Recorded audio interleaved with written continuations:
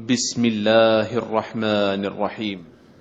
Alhamdulillahirabbil alamin, wassalatu wassalamu ala asyrafil anbiya'i wal mursalin Muhammadin wa ala alihi wa ashabihi ajma'in wa man sara ala nahdihi bi ihsanin ila yaumina hadza wa ba'di.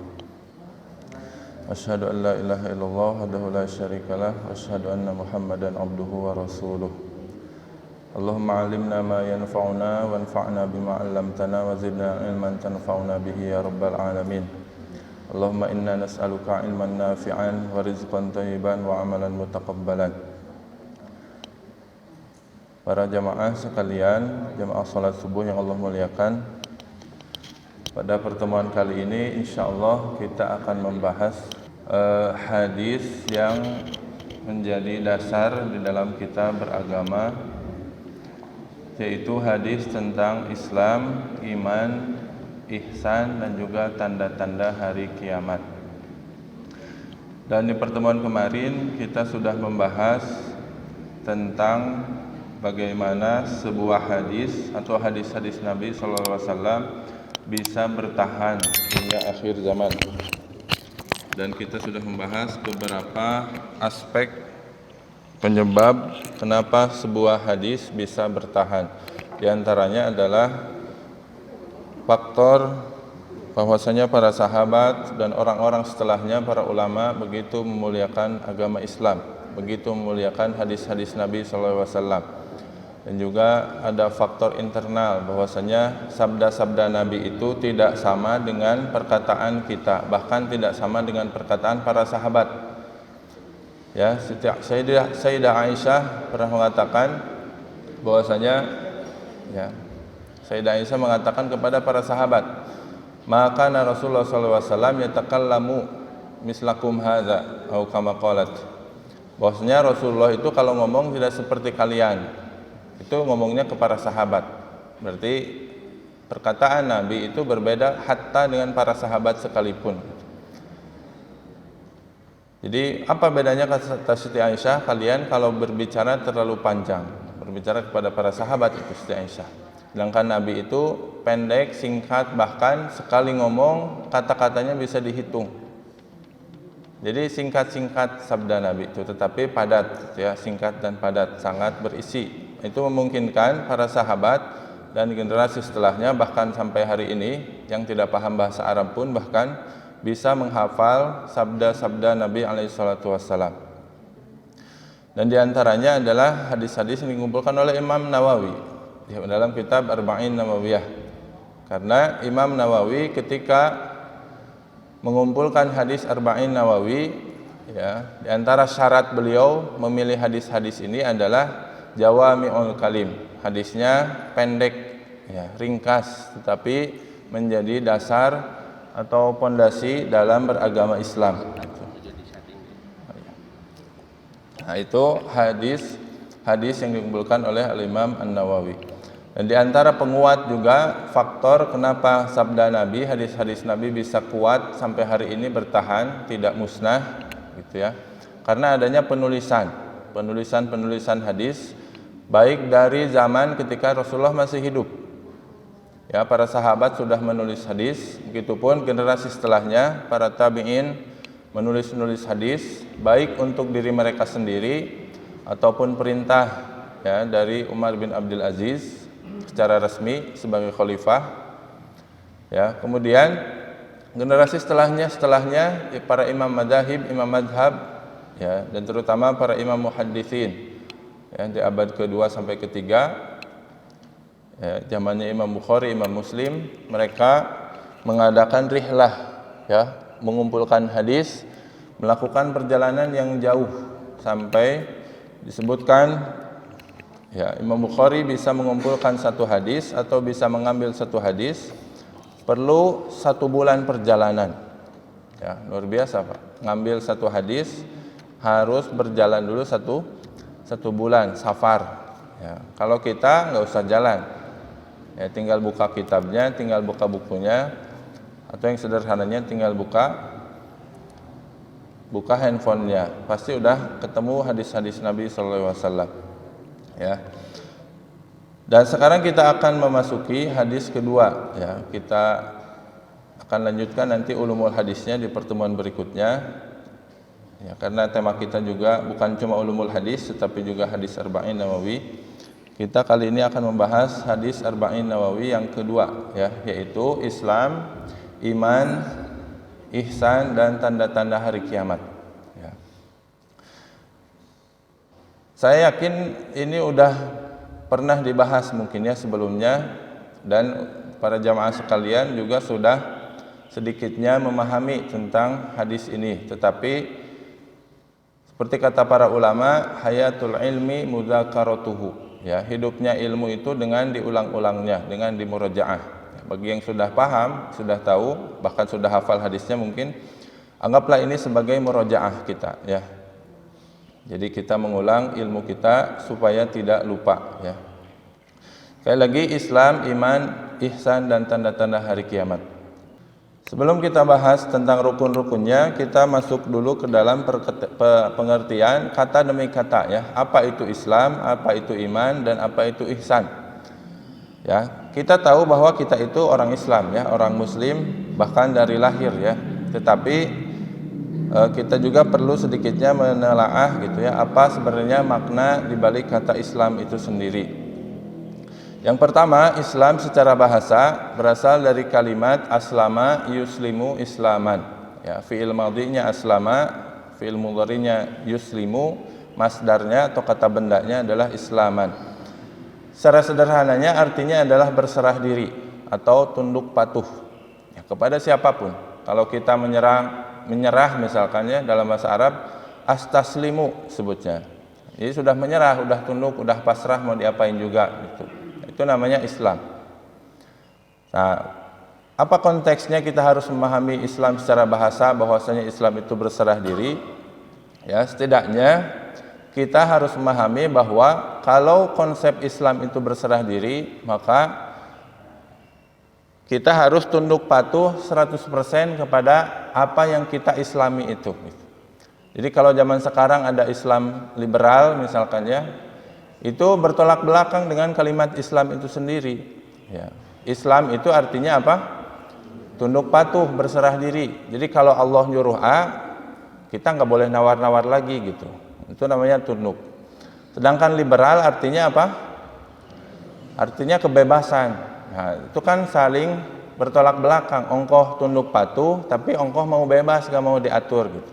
Ya, maka sudah pasti batil keyakinan atau pemahaman Islam liberal atau Islam Nusantara gitu, yang nawar-nawar. Nah, ibadah teh nggak harus pakai bahasa Arab, tapi bisa pakai bahasa Indonesia gitu. Dan seterusnya dan seterusnya. Segala sesuatu yang berbau penentangan, ya, yang berbau kebandelan gitu, ya, maka itu bertolak belakang dengan makna Islam secara bahasa itu sendiri yang paling mendasar. Kemudian Islam secara umum atau pengertiannya secara umum adalah ketundukan. Ini saya ambil dari beberapa kitab, ya. Tetapi kesimpulannya secara garis besar, karena beda-beda para ulama ketika memberikan pengertian Islam itu, secara umum adalah ketundukan kepada Allah Subhanahu wa taala, ya, dalam menyembahnya mengikuti ajaran para nabi. Ya, di sini masih umum. Jadi semua nabi kalau diimani oleh umatnya, maka umatnya tersebut adalah umat Islam, umat Muslim. Ya, dari mulai Nabi Adam, Nabi Nuh, Nabi Ibrahim, Nabi Isa sampai Nabi Muhammad SAW, pengikutnya adalah Islam. Ya, makanya Nabi Yakub ketika berwasiat kepada anak-anaknya, wala tamutunna illa wa antum muslimun. Ya, kalian jangan mati ketika kecuali dalam keadaan muslim, gitu, ya. Dan kalimat muslim itu bukan hanya milik umat kita, tetapi juga umat-umat sebelumnya disebut muslim. Tapi itu masih muslim secara umum. Artinya apa? Mereka tunduk patuh, berserah diri kepada ajaran para nabi mereka. Ya, kalau pengikutnya Nabi Nuh berserah diri, nunduk, ikut kepada ajaran nabinya, maka disebutnya aslam tuh, aku sudah tunduk patuh, aku sudah berserah diri, aku sudah muslim. Ya, begitupun para nabi setelahnya, pengikutnya semuanya disebut muslim. Bahkan di surat Al-Hajj, ya, Allah berfirman, huwa sammakumul muslimina min qablu wa fi hadza. Bahkan penyematan kalimat muslim itu Allah yang memberikannya. Huwa sammakumul muslimina min qablu wa fi hadza. Allah lah yang menyematkan kalian dengan nama muslim min qablu. Ya, sebelum engkau wahai Rasulullah SAW, Muhammad SAW, ya, sebelum engkau artinya apa? Para nabi sebelumnya. Wa fi hadza, dan juga umat kita sekarang disebut muslim, Allah lah yang memberikan gelar tersebut. Ya, sini mafhum ya. Lain halnya dengan Nasara, Yahudi misalkan ya. Agama-agama selain Islam, maka penyematan agama mereka atau nama agama mereka tidak Allah yang memberikannya gitu. Ya, seperti Yahudi itu pengikut Yehuda gitu ya, sebagaimana yang kita ketahui salah satu keturunan Nabi Yakub alaihissalam. Ya, dan juga agama-agama selain Islam semua itu diambil dari perkataan manusia, bukan Allah lah yang memberikan gelar agama tersebut. Yang ketiga, Islam secara bahasa atau Islam secara syariat, tapi dalam artian khusus. Kalau yang umum, semua yang beriman kepada para nabi disebut Islam. Ya, apakah Nasrani hari ini disebut Muslim? Ya, disebut Islam? Tidak, karena yang kita pakai adalah pengertian Islam secara khusus. Ya, yang kita pakai hari ini, yaitu apa? Sama dengan yang umum, ya, ketundukan kepada Allah, ya, menyembah Allah Subhanahu wa taala, mengikuti. Nah, mengikutinya ini yang beda. Kalau Islam secara khusus pada hari ini, khusus disebut Muslim yang hari ini adalah yang tunduk patuh melalui ajaran Nabi Muhammad SAW. Ya, jadi yang mengingkari Nabi Muhammad SAW pada hari ini, ya, itu tidak lagi Muslim. Ya, lain halnya dengan kalau Nabi Muhammad belum diutus. Ya, Nabi belum diutus tadi, semua ajaran para nabi kalau diimani maka orangnya disebut Muslim. Orangnya disebut telah Islam. Tapi kalau udah ada Nabi Muhammad SAW, sedangkan orang tidak beriman kepadanya, maka tidak lagi disebut Muslim orang tersebut. Ya, itu yang kita pakai ya. Jadi pengertian Islam adalah ketundukan dalam wujud penyembahan kepada Allah Subhanahu wa taala dengan mengikuti ajaran Nabi Muhammad SAW. Ya, secara garis besarnya Islam itu adalah itu. Bahkan ada ulama yang mengatakan wal bara'atu minasyirki wal musyrikin, dan juga berlepas diri dari bentuk kesyirikan, ya, wal musyrikin, dan juga orang-orangnya. Ya, karena Islam hakikatnya tauhid, maka pengertian Islam adalah berlepas diri dari segala macam bentuk kesyirikan. Ada ulama yang mengatakan atau yang menambahkan seperti itu. Kemudian yang kedua, makna iman. Apakah sih itu iman itu? Ya, secara bahasa iman itu adalah tasdiq. Dia mengatakan tasdiqun jazimun. Ya, membenarkan dengan yakin, disertai tumakninah dalam pengamalannya atau penerimaannya. Ya, membenarkan. Kalau seseorang mengaku beriman, berarti dia membenarkan apa yang dia imani itu. Berbeda dengan kepercayaan, ya. Iman itu tidak hanya percaya, ya, tetapi juga membenarkan gitu. Ya, karena ada orang yang percaya tapi mendustakan. Nanti kita bahas di garis sebelumnya, garis setelahnya. Contohnya iblis. Ya, iblis itu percaya kepada Allah Subhanahu wa taala. Ya, Firaun juga percaya sebenarnya dalam hatinya kepada Allah Subhanahu wa taala tapi mendustakan. Ya, maka itu tidak termasuk tasdiq. Bahkan tasdiqun jazim, yang membenarkan dengan yakin, tidak ada keraguan-raguan. Wa tumaninah, dan juga tumaninah, ada ketenangan ketika dia mengamalkan keimanannya itu. Ya, jadi kan kita juga secara fitrah bisa merasakan ya. Kalau kita datang sesuatu terus kita yakini tetapi masih ada keraguan-raguan dalam hati, nah itu namanya tidak tumaninah. Sedangkan keimanan itu tidak seperti itu. Ketika kita terima, kita bisa dengan tenang menerimanya itu, dengan sifat, dengan rasa tumakninah. Itulah makanya keimanan. Dan hikmahnya adalah orang yang beriman kepada Allah identik dengan ketenangan hati, ketenangan jiwa. Ya. Kemudian iman secara istilah, ya ini sebagaimana kita kenal dahulu. Ya, sebenarnya beda-beda Pak, para ulama mengartikan iman secara istilah, tetapi yang paling mencakup adalah memang ini. Ya, yang pertama i'tiqadun bil qalb. Beriman artinya adalah meyakini dengan jiwanya, dengan hatinya. Wa qaulun bil lisan. Kemudian dia ikuti keyakinannya itu dengan lisannya. Wa amalun bil jawarih. Kemudian dia mengamalkan konsekuensi-konsekuensinya. Ya. Kalau konsekuensi orang yang beriman perkataannya demikian, maka demikian. Dia mengikuti perkataan-perkataan ciri-ciri orang yang beriman gitu. Kemudian bagaimana akhlaknya dan seterusnya. Ya. Wa huwa yazidu wa yanqus. Dan iman itu bisa bertambah dan bisa berkurang. Ya, para ulama itu tidak sembarangan ketika memberikan ta'rif ini, ketika memberikan pengertian ini. Karena kalau kurang satu aja ini bisa salah fatal, Pak. Ya, misalkan dia meyakini dengan hati tapi tidak mengucapkan. Ya, itu tidak termasuk beriman. Ya, misalkan seseorang yakin di dalam hatinya, tapi ketika ditanya apakah kamu beriman? Tidak, saya mah kafir. Tapi dalam hatinya yakin, kan dia belum beriman kepada Allah Subhanahu wa taala. Ya. Begitupun iblis laknatullah alaihi, dia yakin, ya, tapi tidak mau mengucapkan keimanan, mengikrarkan keimanan tersebut tidak mau. Ya, tidak mau menerima keimanan tersebut. Maka tidak disebut beriman. Begitupun kalau lisannya aja yang mengaku.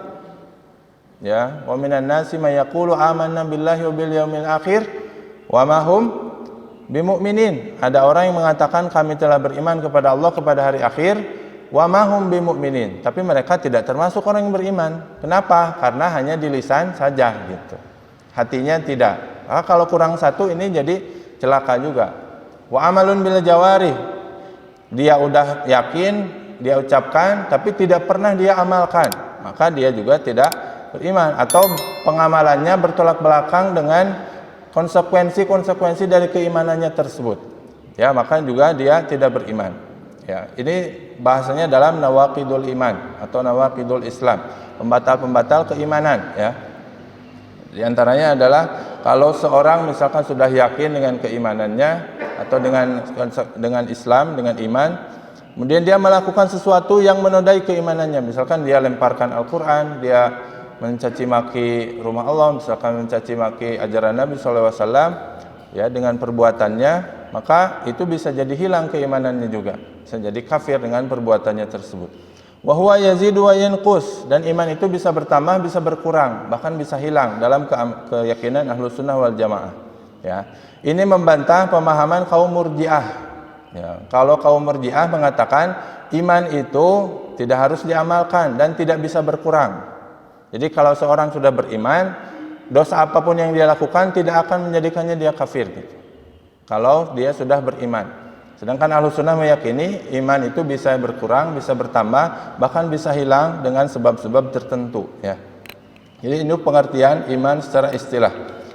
Kemudian adapun ihsan, apa itu ihsan? Ihsan secara bahasa adalah ahsana yuhsinu, artinya berbuat baik, ya. Baik ihsan kepada Allah Subhanahu wa taala dengan cara yang dijelaskan nanti dalam hadis, ataupun ihsan kepada manusia Allah bawakan dalam Al-Qur'an, ya, wabil walidaini ihsana misalkan, ya, dan kepada orang tua kalian harus berbuat ihsan, ya, wallahu yuhibbul muhsinin, Allah mencintai orang-orang yang berbuat ihsan, dan seterusnya dan seterusnya. Nah, ihsan itu adalah berbuat baik, tetapi dalam konteks hadis ini adalah berbuat baik ada poinnya khusus. Dan ini maksud di sini berbuat baiknya ihsannya kepada Allah Subhanahu wa taala. Ya, itulah makna Islam, iman dan ihsan secara bahasa. Ya, mudah-mudahan kita pahami dan juga secara istilahnya. Ya, ini adalah hadisnya, hadis tentang rukun iman kecil, ya. Iman, ihsan, Islam, iman dan ihsan, ya. Saya akan bacakan hadisnya. Kalau bisa diikuti, Pak, ya, supaya enggak ngantuk, kita ikuti, baca bareng-bareng. Saya baca, kemudian Bapak mengikuti. An Umar radhiyallahu anhu aidan qala bainama nahnu julusun inda Rasulillah sallallahu alaihi wasallam zata yaumin idh tala'a alaina rajulun syadidu bayadis thiyab syadidu sawadis sya'r la yura alaihi atharus safar wala ya'rifuhu minna ahadun hatta jalasa ila nabiyyi sallallahu alaihi wasallam fa asnada rukbataihi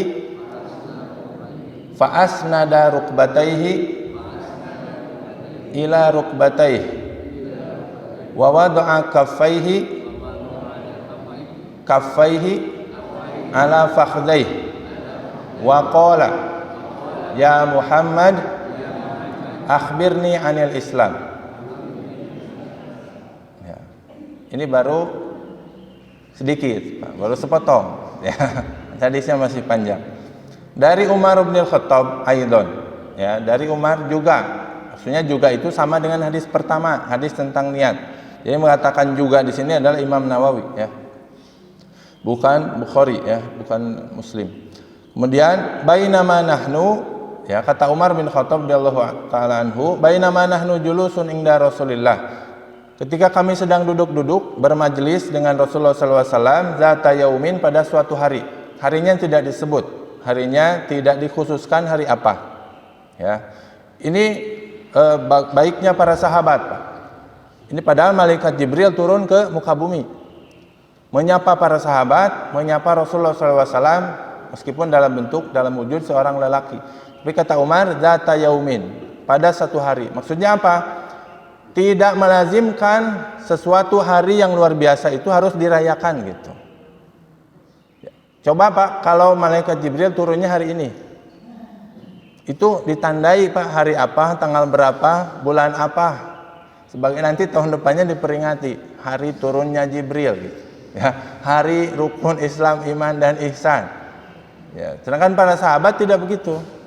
Ya, mau hari apapun selama tidak ada kekhususan untuk merayakannya, mengkhususkannya, maka hari tersebut tidak dikhususkan oleh para sahabat. Makanya Umar bin Khattab mengatakan zata yaumin, pokoknya satu hari aja, gak penting hari apanya, karena bukan konteksnya gitu ya. Kemudian ittala alaini rajulun shadidu bayadis siyab. Ada seorang lelaki, penampakannya seorang lelaki yang syadidu bayadis siyab, bajunya sangat bersih, sangat putih. Ya, syadidu sawadi sya'ar, dan juga rambutnya sangat hitam. Ini menandakan orang ini masih apa Pak? Masih muda. Ya, makanya rambutnya sangat hitam. Kemudian bajunya sangat putih. La yura alaihi atharus safar. Tidak nampak dalam dirinya bekas-bekas safar.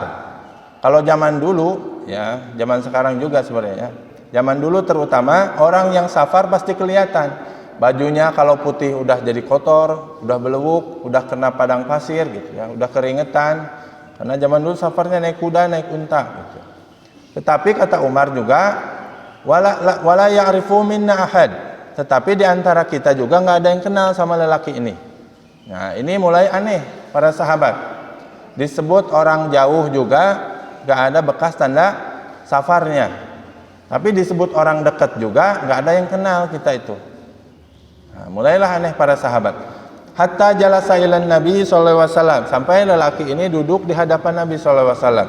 Fa asnada rukbataihi ila rukbataihi. Kemudian dia menekatkan apa? Tuurda apa Pak? Besar. Lutut ya. Lututnya ke lutut Nabi sallallahu alaihi wasallam. Jadi dihadapkan Pak. Dihadapkan, bahkan dirapatkan. Asnada itu rapat tapi nggak harus bertumpang tindih gitu ya. Rapat artinya dekat gitu ya. Dengan lutut Nabi sallallahu alaihi wasallam. Jadi duduk persis di hadapan Nabi sallallahu alaihi wasallam. Wa wada'a kaffaihi ala fakhdaihi. Dia menyimpan kedua telapak tangannya di pahanya. Nah, ini pahanya para ulama beda pendapat. Ada yang mengatakan pahanya Nabi, ada yang mengatakan pahanya lelaki ini juga. Tapi yang paling kuat pahanya lelaki ini juga ya. Jadi dia meletakkan tangannya di dalam paha, di atas pahanya. Maksudnya apa? Maksudnya dia duduk sikap bersiap gitu. Duduk sikap sempurna gitu ya. Nanti kita bahas tentang adab thalabul ilmi ya. Kemudian laki-laki ini mengatakan, ya Muhammad, wahai Muhammad, akhbirni anil Islam. Ya, ajarilah aku tentang Islam. Apa itu Islam? Nanti nanyain apa itu iman, apa itu ihsan dan seterusnya. Pertama dia tanyakan adalah apa itu Islam?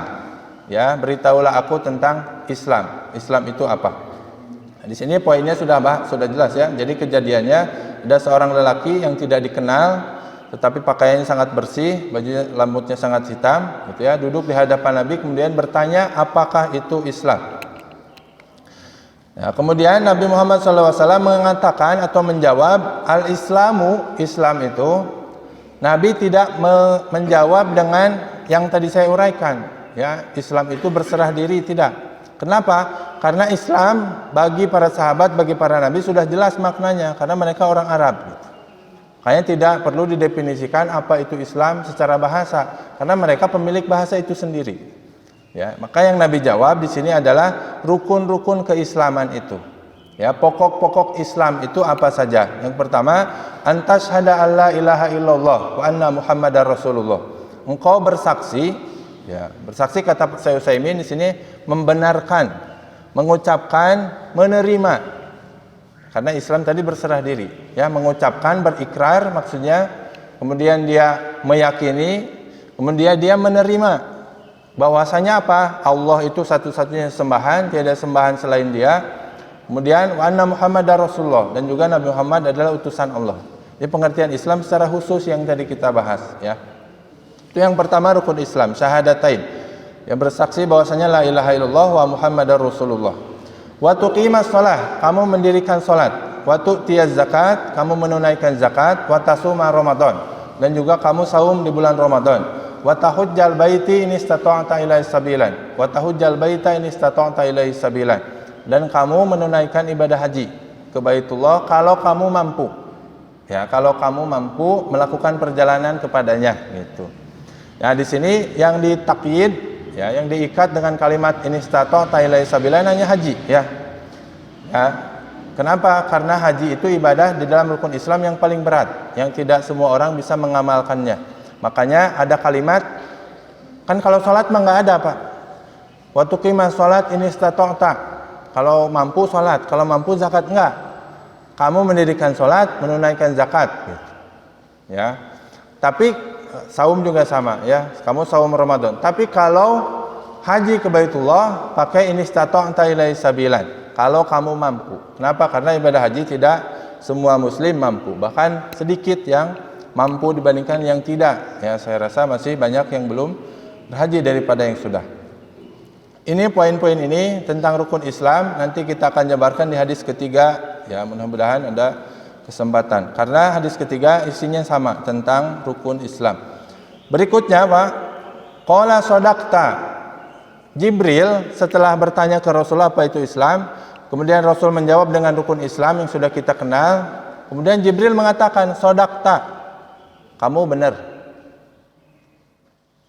Kata Umar, fa'ajibna lahu. Kami makin heran kepadanya. Yas'aluhu wa yusaddiquhu. Engkau laki-laki itu nanya ke Rasulullah, tapi sudah dijawab, bilangnya apa? Jawabannya benar. Mun aya sekarang, Pak, itu enggak sopan. Nanya ke Ustadz, Ustadz apa makna ini? Dijawab, oh iya benar. Seolah-olah lagi apa? Lagi nguji, lagi ngetes, gitu ya. Maka kata Umar, fa'ajibna lahu. Yas'aluhu wa yusaddiquhu. Engkau nanya, tapi bilangnya membenarkan, kemudian bilangnya benar, gitu jawaban Nabi SAW. Ya, maka makin heran Umar itu karena belum tahu bahwa itu malaikat, gitu ya. Kemudian Jibril melanjutkan pertanyaannya, fa akhbirni anil iman. Ya, kalau Islam sudah, sekarang ajari aku tentang iman. Kita akan bahas sedikit penjabarannya. Kemudian Nabi menjawab dengan rukun-rukun iman. Sekali lagi tidak secara bahasa Nabi jawab, karena bahasa iman sudah menjadi bahasa Arab, gitu ya, yang mereka pahami secara langsung. Yang pertama, antu'mina billahi, kemudian wa malaikatihi wa kutubihi wa rusulihi wal yaumil akhir wa tu'mina bil qadari khairihi wa syarrih. Yang pertama, antu'mina billah. Beriman itu artinya engkau beriman kepada Allah Subhanahu wa taala. Setidaknya makna iman kepada Allah itu ada 4. Yang pertama, al-iman biwujudillah. Engkau beriman kepada Allah artinya engkau beriman bahwa Allah itu ada. Itu yang paling basic. Itu menafikan keyakinan ateis. Jadi kalau belum apa-apa udah yakin Allah nggak ada, ya berarti nggak bisa dilanjutin ke sananya, gitu. Ya. Yakin bahwa Allah itu ada. Itu poin iman yang pertama. Iman kepada Allah yang pertama. Yang kedua, meyakini dan mentauhidkan bahwa Allah itu Rabb. Allah itu yang menciptakan, Allah itu yang mengurus kita, yang memelihara kita, yang mematikan kita, yang membangkitkan kita lagi nanti, itu Allah Subhanahu wa taala semata. Itu keyakinan kepada Allah atau iman kepada Allah yang kedua. Ya, jadi yang pertama yakin Allah itu ada, yang kedua yakin bahwa Allah itu yang memelihara, yang menciptakan, bahwa Allah itu Rabb, yang memberi rezeki gitu ya, yang menyehatkan, yang memberikan penyakit. Ya, dengan takdir Allah Subhanahu wa taala gitu. Ya, semua itu bingkainya iman kepada Allah Subhanahu wa taala. Ya, ini kelihatannya gampang, Pak, tapi pengamalannya kadang susah, Pak. Ya, contohnya kita sakit. Ya, konsekuensi kita dalam beriman kepada Allah adalah meyakini Allah itu yang menyembuhkan, Allah itu Rabb. Tapi kalau kita sakit kepala misalkan, biasanya yang pertama kali keinget apa? Allah atau obat? Obat. Setelah obat, dokter. Baru kalau udah nggak sembuh-sembuh, mintanya ke Allah gitu ya. Padahal konsekuensi kita beriman bahwa Allah itu Rabb, Allah itu yang mengurus, ya, yang menciptakan, adalah yakin bahwasanya Allah juga yang menyembuhkan gitu.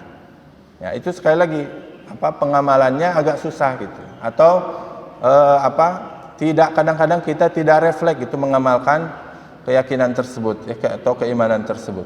Kemudian setelah meyakini Allah itu Rabb, yang menciptakan, yang menghidupkan, yang mematikan dan seterusnya, ya, kita juga meyakini konsekuensi keimanan kepada Allah, ya, kita juga meyakini bahwa Allah itu biwujudillah, kemudian yang tadi birububiyah, kemudian biluluhiyah. Kita meyakini bahwa Allah itu satu-satunya zat yang berhak disembah. Ya, kita meyakini Allah itu satu-satunya zat yang berhak disembah. Jadi menjadi tidak logis kalau kita yakin Allah yang menciptakan, yang mengurus, tapi menyembahnya bukan ke Allah gitu. Ya, itu konteks kaitannya gitu ya. Dan yang keempat, beriman kepada nama-nama Allah dan sifat-sifat Allah, ya. Al-imanu bi asma'ihi wa sifatihi. Ya, beriman kepada nama-nama Allah dan sifat-sifat Allah. Kenapa harus beriman kepada nama Allah dan sifat Allah? Karena ada sebagian firqah yang mendustakan nama-nama Allah Subhanahu wa taala, ya. Dia tidak mengakui bahwa Allah itu Maha melihat, ya. Karena apa? Karena kalau melihat katanya sama dengan sifat manusia. Ya. Dia tidak mengakui bahwa Allah itu mendengar, karena mendengar itu sifat manusia, berarti sama.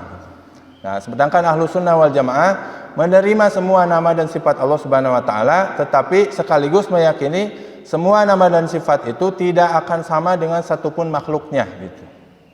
Ya, jadi kalau Allah melihat, kalau Allah mendengar, maka penglihatan Allah, pendengaran Allah tidak sama dengan penglihatan dan pendengaran siapapun.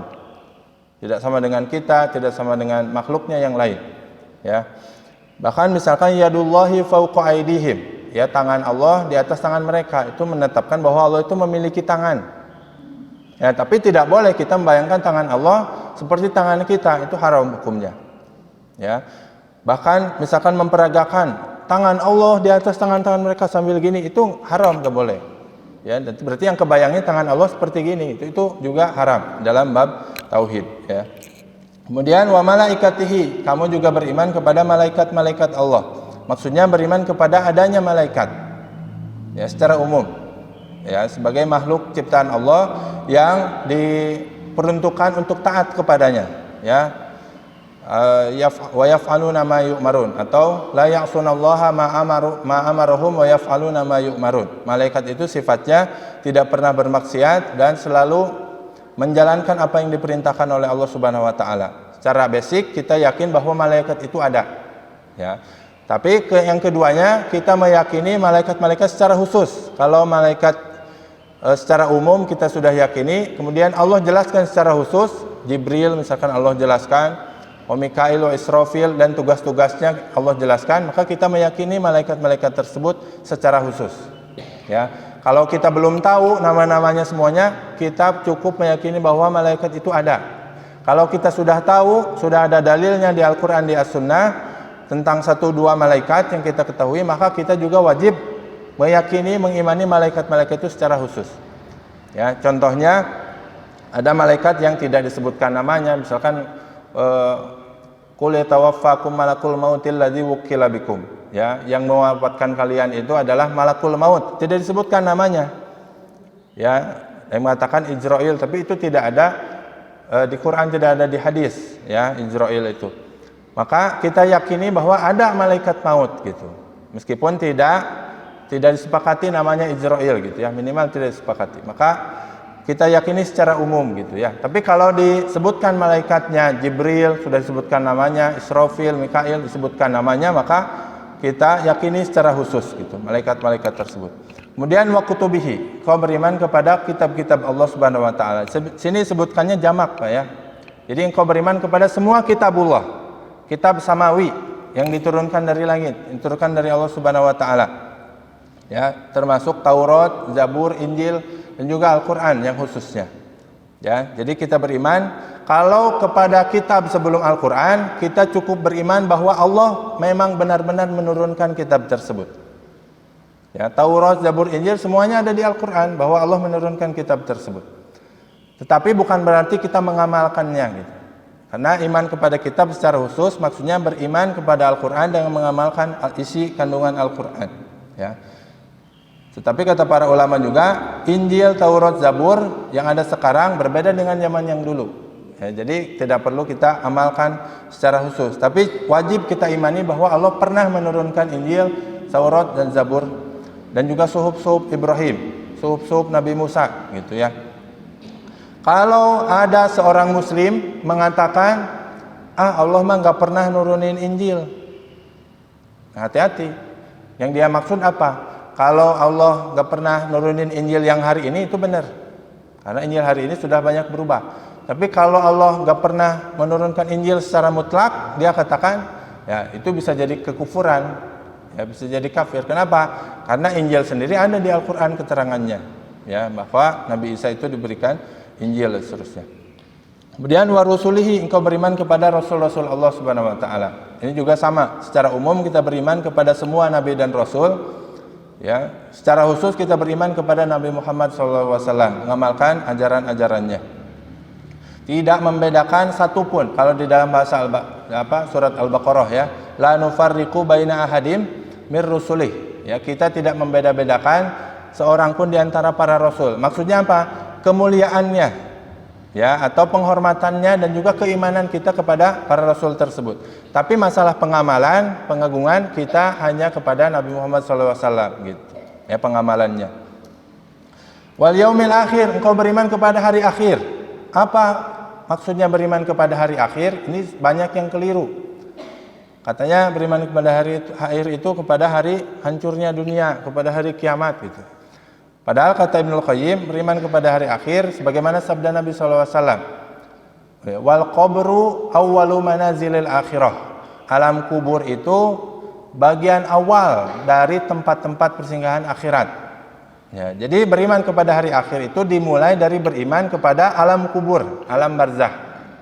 Ya, kita beriman kepada nikmat kubur, kita beriman kepada azab kubur bahwa semua itu ada, ya, sampai nanti dibangkitkan lagi. Ada mizan, ada telaganya Rasulullah SAW, itu ada perhitungan, ada padang mahsyar gitu ya, ada sirat, ada jembatan, sampai nanti ujungnya surga dan neraka. Itu semua masuk ke dalam kategori beriman kepada hari akhir. Ya, jadi kalau ada orang beriman kepada akhirat, nanti ditimbang masukkan ke surga dan neraka, tapi mendustakan azab kubur dan nikmat kubur misalkan, nah itu dia mengingkari sebagiannya berarti. Ya, karena beriman kepada hari akhir maksudnya adalah dimulai dari beriman sejak alam barzah atau alam kubur, ya, beriman kepada nikmat dan juga siksa kubur sampai nanti beriman kepada surga dan neraka. Ya, jadi semua hal-hal yang antara ya keadaannya atau waktunya antara seseorang di alam kubur sampai nanti surga dan neraka, kalau dijelaskan di Al-Quran, dijelaskan di As-Sunnah dan hadisnya sahih, kita wajib mengimani perkara tersebut, ya. Dan ini bagi semua orang yang mengandalkan logika saja mungkin gak gampang, Pak ya. Kayak ada telaganya Nabi SAW, kata Nabi SAW, man syariba minhum lam yazma abadan, atau lan yazma abadan gitu ya. Ada telaga Nabi, kalau kalian minum satu kali tidak akan haus selama-lamanya. Kemudian ada sirat, ya, ada jembatan Rasulullah yang tajamnya demikian digambarkan oleh Nabi SAW. Maka bagi orang yang hanya mengandalkan logika, tidak mengandalkan keimanan, tentunya tidak mudah menerima hal-hal tersebut gitu ya. Atau melihat azab kubur, nikmat kubur, ya, sebagaimana orang musyrikin zaman dulu, zaman sekarang juga masih ada keyakinan-keyakinan seperti itu yang mengatakan kalau sudah mati mah udah, nggak ada perhitungannya gitu ya. Berarti dia mendustakan hari akhir, ya, mendustakan tidak beriman kepada al-yaumil akhir. Kemudian wa tu'mina bil qadari khairihi. Sini ditegaskan oleh Nabi SAW dengan kalimat tu'minanya diulang. Ya, jadi kalau tadi antu'mina billah, kau beriman kepada Allah, malaikatihi tidak pakai beriman lagi, wa kutubihi wa rusulihi langsung kitab-kitabnya dan rasulnya, wal yaumil akhir dan juga hari akhir. Tetapi qada dan qadar Allah sematkan lagi atau Nabi SAW sematkan lagi wa tu'mina, dan juga engkau beriman kepada qadarullah, kepada takdir Allah, khairihi wa syarrihi, baik yang baik ataupun yang buruk. Saya ingin menjelaskan yang baik buruk ini maksudnya tergantung kita menyikapinya, ya. Maksudnya di hadapan kita saja ada kalimat, ada konteks baik dan buruk itu. Sedangkan di hadapan Allah baik dan buruk ya tergantung sikap kita. Ya, kalau kita misalkan membedakan takdir baik dan buruk, ya kalau diberi rezeki itu takdir yang baik, kalau diberi musibah itu takdir yang buruk. Sedangkan bagi Allah kalau diberi rezeki juga belum tentu baik gitu ya. Tergantung kita menyikapinya syukur atau kufur gitu. Kalau diberi musibah juga tidak menurut kita buruk, tapi menurut Allah belum tentu baik atau buruk. Ya, tergantung cara kita menyikapinya, sabar atau tidak gitu ya. Jadi, tapi itu secara umum kita beriman kepada takdir yang menurut kita baik ataupun takdir yang menurut kita buruk. Ya. Dan di sini ada penekanan, kenapa? Karena sebagian orang tidak beriman kepada takdir Allah Subhanahu wa taala. Bagaimana kaum Jabariyah dan Qadariyah. Ya, yang satu mengatakan, ya, Qadariyah mengatakan la qadar. Jadi kalau Allah sudah menciptakan manusia, dibiarkan gitu aja memilih takdirnya sendiri. Allah tidak ikut campur lagi dengan takdir manusia tersebut. Kalau dia celaka itu pilihannya, kalau dia masuk surga ke neraka itu pilihannya, dia mengamalkan apapun itu pilihannya. Itu konsekuensi dari perbuatannya. Ya, sedangkan Jabariyah sebaliknya. Jabariyah itu mengatakan kita itu dipaksa oleh takdir. Jadi kita mencuri itu takdir, kita mabok itu takdir, kita ibadah juga takdir, dan kita dipaksa tidak punya pilihan. Ya, itu sampai orangnya menghadap Umar bin Khattab. Jadi udah ada di zaman para sahabat. Ya, kata Umar, kenapa kamu mencuri? Ini keyakinan Jabariyah. Kata si orang ini, aku mencuri karena takdir Allah Subhanahu wa taala. Sama Umar dipukul. Kenapa kamu pukul saya? Itu juga takdir, kata Umar. Ya, jadi mendebat orang yang logikanya cacat dengan di logikanya dibalikin gitu ya sama Umar bin Khattab. Sedangkan keyakinan Ahlussunnah wal Jamaah, apa maksudnya beriman kepada takdir Allah Subhanahu wa taala? Pertengahan yang tadi ya. Kalau yang satu mendustakan, yang satu dibilang Allah memaksa kita dengan takdirnya. Ya, sedangkan Ahlussunnah wal Jamaah meyakini setidaknya ada beberapa perkara tentang iman kepada takdir Allah Subhanahu wa taala ini. Yang pertama, al-ilmu. Beriman kepada takdir maksudnya meyakini bahwa Allah itu mengilmui segala yang kita lakukan, segala yang kita alami, bahwa Allah itu tahu. Jadi Allah itu tahu kita sedang di mana, Allah itu tahu kita sedang apa, kapan waktunya, detiknya kapan, semua itu Allah ketahui. Ya, dan itu banyak sekali dalilnya di dalam Al-Qur'an. Ya'lamu sirrakum wa jahrakum. Kemudian dalam surat Al-Mulk ya, Allah mengetahui kalian sedang diam-diam atau menjaharkan perkataannya gitu ya. Kemudian bahkan Allah mengetahui daun yang turun atau lepas dari tangkainya di malam hari dalam keadaan gelap gulita. Allah itu tahu semuanya. Ya. Tidak ada satupun yang terjadi di alam ini kecuali Allah mengetahuinya. Ya. Yang kedua, Al-Kitabah, bahwa semua pengetahuan Allah itu Allah catat di Lauhul Mahfuz. Ya, kita duduk di sini sudah ada takdirnya di Lauhul Mahfuz. Kita menikah dengan siapa, punya keturunan siapa, akan melakukan apa, itu sudah ada takdirnya, catatannya di Lauhul Mahfuz. Ya. Kemudian Al-Khalqu. Ya, kita meyakini bahwa segala sesuatu ciptaan Allah Subhanahu wa taala. Yang terakhir kita meyakini al-masyiah, kehendak Allah Subhanahu wa taala, bahwasanya tidak ada satupun yang terjadi melainkan atas izin Allah Subhanahu wa taala. Ya, atas izin Allah Subhanahu wa taala. Nah, di sini Qadariyah mulai ingkar, Pak. Kenapa? Mereka pakai logika. Kalau segala sesuatu atas izin Allah, kemudian Allah mengizinkan kita maksiat, oh nggak mungkin. Berarti mereka salah katanya, kata Qadariyah. Makanya Qadariyah mengatakan, oh udah qadar itu kita hapus aja. Tidak ada qadarullah, tidak ada takdir Allah. Semua kita yang memilih, yaitu kata Qadariyah gitu. Ya. Nah, sedangkan Ahlussunnah meyakini bahwasanya segala sesuatu yang terjadi itu atas kehendak Allah Subhanahu wa taala, ya. Kita bisa taat itu juga atas kehendak Allah, kita juga bisa maksiat juga sama atas kehendak Allah Subhanahu wa taala, ya. Apakah kita menyalahkan Allah? Ya tidak. Ya, pembahasannya seperti ini kurang. Sebenarnya nanti ada di hadis keempat atau kelima ya tentang takdir Allah Subhanahu wa taala. Secara ringkasnya gini ya. Kita segala sesuatu yang kita lakukan berdasarkan pengetahuan Allah, berdasarkan izin dari Allah Subhanahu wa taala. Tetapi Allah memberikan opsi, fa'alhamaha fujuraha wa taqwaha. Ya, Allah tidak memaksa kita dengan takdirnya, tetapi Allah memberikan kita pilihan. Mau maksiat, mau taat, itu sudah ada pilihannya. Ya. Kita mau ke pengajian atau mau ke tempat maksiat, mau ke masjid atau mau tidur di rumah, itu Allah berikan pilihannya gitu. Ya. Tetapi apa yang hendak kita pilih itu Allah sudah tahu, dan itulah yang Allah catat gitu. Ya, sekali lagi, tetapi apa yang kita pilih Allah sudah tahu sebelum kita memilihnya. Pada hari ini kita akan memilih ke masjid, hari ini kita akan memilih pulang gitu. Allah sudah tahu akan pilihan kita itu, dan pilihan kita lah itu yang dicatat oleh Allah Subhanahu wa taala di Lauhil Mahfuz. Ya, makanya di dalam hadis setelahnya nanti ada orang yang kelihatannya ahli surga tapi ternyata masuk neraka, kelihatannya ahli neraka, kelihatannya tapi padahal dia masuk ke surga dan seterusnya. Ya, di akhir hayatnya gitu ya. Nanti ada bab khususnya. Ya, pada intinya seperti itu ya. Kita yakin bahwa segala sesuatu itu takdir Allah, tapi bukan berarti Allah memaksa kita. Ya. Sederhananya gitu aja Pak. Kalau kita taat ke masjid, ngerasa dipaksa nggak sama Allah? Kan nggak. Kita maksiat, ngerasa dipaksa nggak buat berbuat maksiat? Kan enggak juga. Ya. Semua itu Allah berikan kepada kita pilihan. Tetapi pilihan yang akan kita pilih sudah Allah ketahui sebelumnya gitu. Dan itulah yang Allah catat gitu.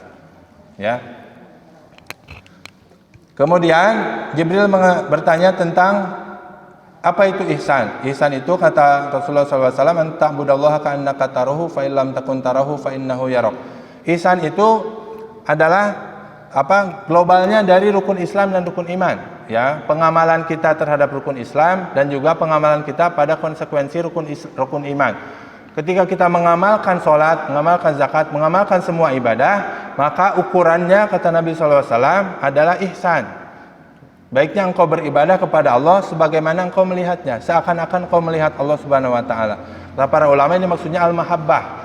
Kita beribadah dengan penuh kecintaan gitu. Tapi kalau tidak mampu, kata Rasulullah SAW, fa'ilam takun tarahu, kalau kau tidak mampu beribadah dengan penuh kecintaan, penuh kerinduan, penuh keikhlasan, setidaknya ada martabat ihsan yang kedua, derajat ihsan yang kedua, yaitu fa'innahu yarak. Engkau meyakini bahwa Allah melihat engkau, itu muraqabah, yaitu beribadah dengan penuh rasa takut kepada Allah Subhanahu wa taala. Ya.